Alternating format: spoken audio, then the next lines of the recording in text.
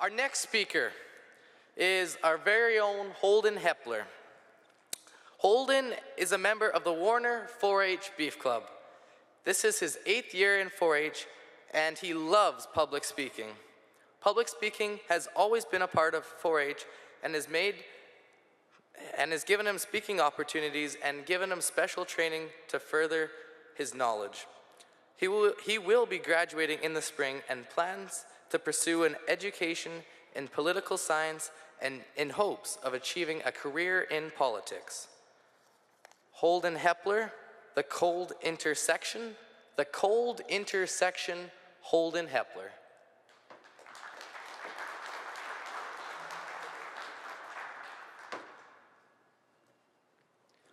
So there I was, at the stoplight to the intersection to McDonald's.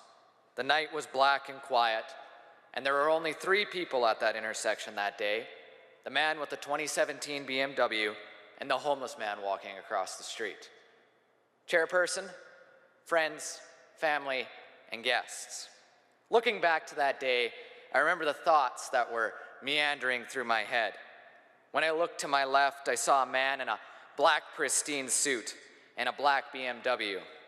A barrage of thoughts went through my mind. What a jerk, I thought. Probably got all of his money from some rich grandfather.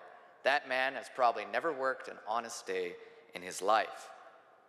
As I looked towards the homeless man shambling eastwards down the cold, barren January street, I thought, what a bum. Probably drug or alcohol abuse. What a poor soul. As the judgmental thoughts drifted to the back of my mind, I reached up and I adjusted my rearview mirror, and I saw a reflection of me in the driver's seat.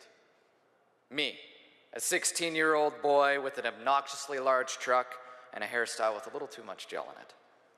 In that very moment, I realized, like all the other people at that intersection, I could have been perceived as a number of things. Reckless, rude, maybe even a little too cool for my own good. As my eyes cast down from that rearview mirror, I looked out the front window and I began to look out, and the light was green. The BMW was gone and the homeless man was nowhere in sight. In that moment, I felt true empathy. I was no different from either person. I was just the same as different. I was human. As the week went by, I realized that every day we pass judgment onto one another.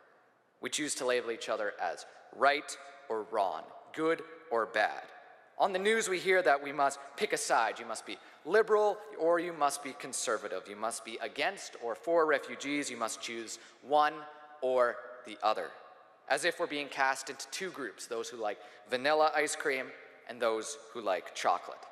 And the even more disturbing thing is we are told the other people, the people who on the other side of the fence, who, by the way, no matter of what gender, race, religion, or identity are genetically similar to us, are wrong and evil. And in this world of vanilla and chocolate ice cream, couldn't we all use a little Neapolitan?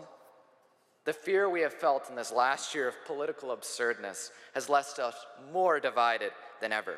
And although some may believe this may be a valuable way to create, critique, and criticize valuable legislation, the fact of the matter is that America, the country with the highest amount of people with politically polarized ideologies, has created the least amount of legislation than what predates 1948. We have become polarized through our news channels crafted around our specific views, our social medias that reaffirms our beliefs and filters out those that challenge us. We become more and more apathetic to our friends, and more importantly, our families. And I'm not willing to accept that. I'm not willing to accept the disdainful scorn a man passes to a First Nation man as he asks for money at a gas station. I'm not willing to accept that just because you vote for someone, you're automatically categorized as racist.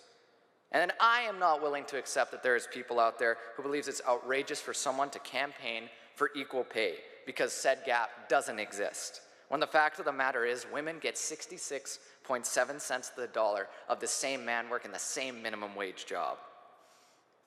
I'm not willing to accept that the party of which I prescribe to may or may not be a deal breaker, or whether you can't be my friend.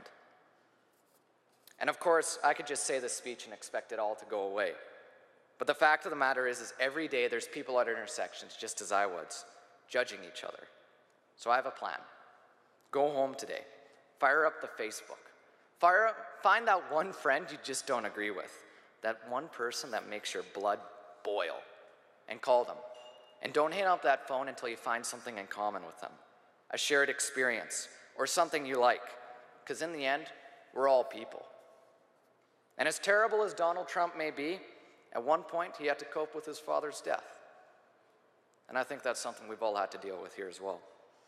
And Trudeau and Notley may be crazy and absurd, but each of them had that day in the hospital where their son or daughter was born. No matter how different we look, feel, or think, doesn't make us any less human. So now you're in the driver's seat. The light is green, and you can choose to stay the same and be apathetic and polarized to those around you, or are you going to drive to someplace new, someplace in that cold January night where you can not only love, respect, and accept those who are similar to you, but also do the same to those who are different.